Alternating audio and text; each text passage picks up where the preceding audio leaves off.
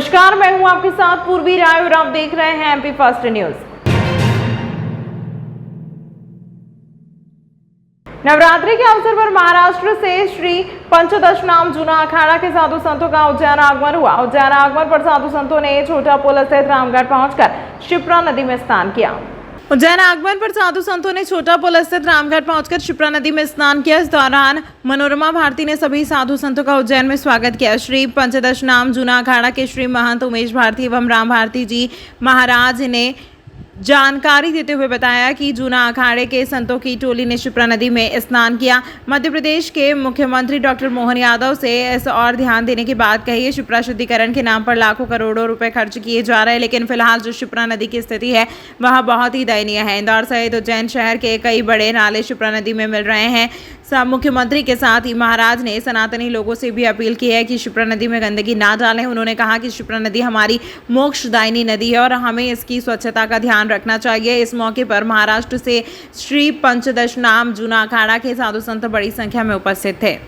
श्री पंचदशनाम जूना अखाड़ा आज हमारा चांगेफल जलगांव जम्मू जिला बुल्डाना महाराष्ट्र स्वामी राम भारती जी के शिष्य महंत उमेश भारती नंगा बाबा इस पावन नगरी माँ अवंतिकापुरी में हम लोग पधारे। माँ छिप्रा में स्नान किया। स्नान करने पे हम लोगों ने ये महसूस किया कि छिप्रा हमारी अभी समय पवित्र रूप से नहीं है सही, गंदगियाँ ज़्यादा है। इसलिए हमारी ये प्रार्थना है सभी इस प्रशासन से भी और हमारे जो वर्तमान में हमारे सीएम हमारे मोहन यादव जी हैं कि इस छिप्रा को पावन बनाएं। संत आने वाले, क्योंकि अभी पर्व भी आ रहा है 2025 में हमारे महापर्व प्रयागराज इलाहाबाद का, संत लोग यहीं से गुजरेंगे, यहीं से निकलना होगा तो छिप्रा में स्नान करके ही निकलेंगे वो लोग, क्योंकि इस समय मोहन यादव का भी बहुत ज़्यादा हमारे नाम चल रहा है। हमारे मोहन यादव जी मुख्यमंत्री से हमारा गुजारिश है कि कृपया इस पावन नगरी को पावन ही बना रखे और इसकी साफ़ सफाई करने का प्रयास करें। हमारा ये कहना है। महंत उमेश भारती नंगा बाबा जूना अखाड़े के। नाव में बैठकर तालाब में मछली पकड़ने गया मछुआरा अपने ही जाल में फंस गया। गहरे पानी में डूबने से उसकी मृत्यु हो गई। 24 घंटे बाद उसका शव पानी तालाब में दिखा, जिसे पुलिस ने पीएम के लिए सीएच भेजा। 24 घंटे बाद उसका शव पानी तालाब में दिखा, जिसे पुलिस ने पीएम के लिए सीएच भेजा। पवन पिता राजेंद्र बाथम 19 वर्ष निवासी बनेड़िया देपालपुर अपने फूफा चुन्नीलाल बाथम निवासी फाजलपुरा के साथ रहता था। उसके परिजनों ने बताया कि पवन सलामता ग्राम के तालाब में मछली पकड़ने अपने काका महेश के साथ शुक्रवार सुबह 6 बजे गया था। काका भतीजा तालाब के अलग अलग कोने पर थे और पानी में जाल फेंकने के बाद नाव में बैठकर तालाब में पहुंचे। महेश मछली पकड़कर किनारे आ गया, लेकिन पवन उसे दिखाई नहीं दिया।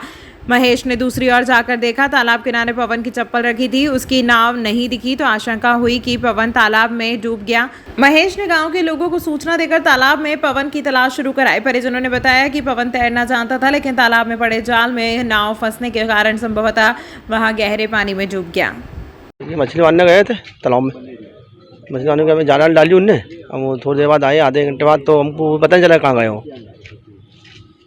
उसके बाद हमने पुलिस को घंटे थाने फ़ोन लगाया तो वहाँ से पुलिस है 100 नंबर आई। पुलिस जो टीएस साहब को बुलाया, डीएसपी साहब को बुलाया तो वो आए, उन्हें जानकारी निकाली और नाव बोट वाले भी आए थे, जो पनडुब्बी वाले आते हैं वो भी लेके, उनको भी लेके आए।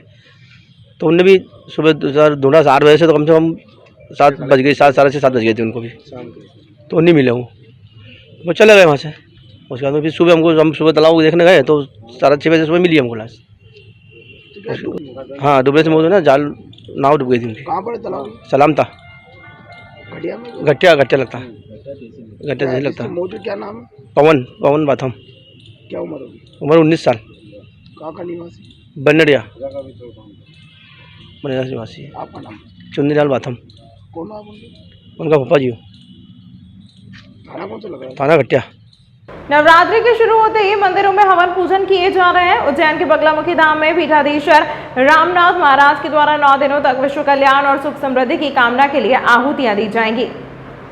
नवरात्रि में यज्ञ में आहुतियां देने और कार्य सिद्धि के लिए देश भर से श्रद्धालु आते हैं। देश भर में शारदीय नवरात्रि की शुरुआत होने के बाद मंदिरों में धार्मिक आयोजन भी शुरू हो चुके हैं। उज्जैन के भैरवगढ़ रोड स्थित माता बगलामुखी धाम में 9 दिनों तक विशेष यज्ञ किया जाएगा। वहीं माना जाता है कि नवरात्रि में किए गए अनुष्ठान में सफलता मिलती है और उसका लाभ भी मिलता है। इसको लेकर देश भर से श्रद्धालु माता बगलामुखी धाम पर यज्ञ अनुष्ठान करवाने पहुंच रहे हैं। लाल मिर्ची, हल्दी, नींबू, नारियल सहित कई वस्तुओं की आहुतियां इस यज्ञ में दी जा रही है। नवरात्रि में अपनी मनोकामना पूरी करवाने के संकल्प यहाँ पर करवाकर यज्ञ अनुष्ठान करवाया जा रहा है। विश्व कल्याण की कामना को लेकर माता बगलामुखी धाम के पीठाधीश्वर महंत पीर रामनाथ योगी महाराज के द्वारा यज्ञ में आहुतियां दी जा रही हैं। महंत पीर रामनाथ महाराज ने बताया कि नवरात्रि में 9 दिनों तक यह यज्ञ किया जाएगा। दुख तकलीफ, घर में सुख समृद्धि की कामना को लेकर कई लोग यज्ञ करवाने आते हैं, जिन्हें संकल्प दिलवाकर यज्ञ करवाया जाता है। माँ बगलामुखी माता का यहाँ पर शत्रुनाश के लिए, विजय के लिए कोर्ट कचहरी में कोई उलझन है वो विजय के लिए माँ बगलामुखी अनुष्ठान करा जाते हैं। ये नवरात्रि में विशेष अनुष्ठान बहुत सारे लोग अपने अपने कार्य सफल हेतु ये बगलामुखी माता का हवन करने के लिए यहाँ पर आकर के ये बगलामुखी हवन करते हैं।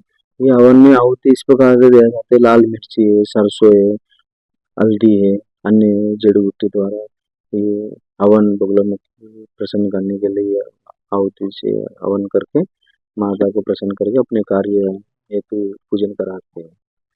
लगभग कितना पुराना तीर्थ है? और माँ बगलामुखी माता का तो काफी पुराना है। ऐसे तो नलखेड़ा में मेन स्थान है माँ भगवती का, तो वहाँ से जोत लेकर के यहाँ स्थापना किया 5-6 वर्ष हो गए। फिर विशेष अनुष्ठान कंटिन्यू चालू रहते हैं। माँ बगलामुखी माता का जब भी चलते रहते हैं। यहाँ पे श्रद्धालु बहुत सारे लोग आते हैं, रोज जब चालू रहते हैं। 51 बटुक बच्चे हैं यहाँ पे नवरात्रि में 9 दिन तक। और कुमकुम का अर्चना 51 किलो कुमकुम का अर्चना रोज चल रहे हैं। अभी भी शाम को टाइम है, कुमकुम का अर्चना रोज कंटिन्यू होते हैं। फिर अपने अपने कार्य हेतु श्रद्धालु आते, दूर दूर से वो लोग भी करते हैं। अपने आश्रम की तरफ से भी अपने कार्य हेतु वो बगलामुखी हवन अनुष्ठान भी रखते हैं, हवन कराते हैं हम भी, ये लोग भी। फिर ब्राह्मण भी ये सब भोजन के लिए लोग श्रद्धालु आते हैं, सब ब्राह्मण भोजन उनको भी करवा के जाते हैं। कोरोना जैसी महामारी में भी यज्ञ अनुष्ठान किया है। हाँ, इस रोग निवारण के लिए भी बगलामुखी माता का हवन होते हैं। इसमें रोग निवारण के लिए बगलामुखी अनुष्ठान कोरोना काल में भी कराया गया था। फिर और भी कोई भी यहाँ पर आपदा नहीं आया प्रदेश में भी। इसी प्रकार रक्षा हेतु भी वहाँ बगलामुखी का अनुष्ठान करा जाता है। मानसूनी बारिश के थमने के साथ ही सिंहस्थ 2028 के लिए शिप्रा शुद्धिकरण के लिए सबसे महत्वपूर्ण प्रोजेक्ट कान्हा क्लोज डक्ट परियोजना का रुका हुआ काम तेजी गति से शुरू हो गया है। ग्राम जमालपुरा में ग्रामीणों ने मशीनों की पूजा कर काम को तेज गति से आगे बढ़ाने में सहयोग प्रदान किया। इसके लिए ग्रामीण किसान भरपूर सहयोग कर रहे हैं। इनके खेतों में खुदाई की जाना है। कान्हा डायवर्जन क्लोज डक्ट परियोजना का कार्य बारिश रुकने के पश्चात शाफ्ट की खुदाई के साथ शुरू हुआ। इस दौरान जल संसाधन विभाग के कार्यपालन यंत्री मयंक सिंह, अनुविभागीय अधिकारी राहुल नागर, उपयंत्री शक्तावत जी के साथ ही निर्माण फर्म के प्रोजेक्ट मैनेजर केपी सिंह और पचौरी जी भी उपस्थित थे। करीब 919.94 करोड़ रुपए की लागत से इस प्रोजेक्ट को जमालपुरा से डाइवर्ट कर गंभीर डैम के पीछे डाउनस्ट्रीम में मिलाया जाना है। बता दें कि मुख्यमंत्री डॉक्टर मोहन यादव ने जून में भूमि पूजन कर तय समय सीमा में गुणवत्तापूर्ण तरीके से प्रोजेक्ट पूरा करने के निर्देश दिए थे। मयंक सिंह, कार्यपालन जल संसाधन विभाग, ने बताया कि कान्हा डायवर्जन क्लोज डक्ट परियोजना का फील्ड वर्क शुरू हो चुका है। कंपनी को प्रोजेक्ट 42 महीने में पूरा करना होगा। ऐसा होने पर वर्ष 2027 तक अंत तक प्रोजेक्ट पूरा हो जाएगा। निर्माण के साथ ही कंपनी पर 15 वर्ष तक रखरखाव का भी जिम्मा रहेगा। इस्राइल और ईरान तनाव की वजह से अंतर्राष्ट्रीय बाजार में सोने चांदी की कीमतें लगातार तेज बनी हुई है। इसका असर भारतीय बाजार पर भी असर देखने को मिल रहा है। बाजारों में सोना एवं चांदी के दाम में लगातार बढ़ोतरी हो रही है। बाजारों में सोना एवं चांदी के दाम में लगातार बढ़ोतरी हो रही है। भाव में तेजी की प्रमुख वजह अंतर्राष्ट्रीय स्तर के अलावा स्थानीय मांग तेज होना है। विशेषज्ञ भविष्य में भी तेजी की संभावना जता रहे हैं। इंदौर, उज्जैन, रतलाम सहित देश के प्रमुख शहरों में आज सोना चांदी के भाव तेज हो रहे हैं। इस सप्ताह की शुरुआत से लेकर अब तक सोने से तेजी देखने को मिल रही है। इसी अनुसार चांदी के भाव में भी लगातार बढ़त रही। शनिवार को सोना 78,000 प्रति 10 ग्राम तो चांदी 92,000 रुपए प्रति किलो के भाव पर पहुंच गई है। अंतरराष्ट्रीय बाजार में सोना $2,660 प्रति औंस तो चांदी 3,210 सेंट रही। सोना ऊपर से 2,667, नीचे में $2,653 प्रति औंस रहा। चांदी ऊपर में 3,226, नीचे में 3,196 सेंट रही। तमाम महत्वपूर्ण खबरों के लिए देखते रहिए MP फर्स्ट न्यूज़।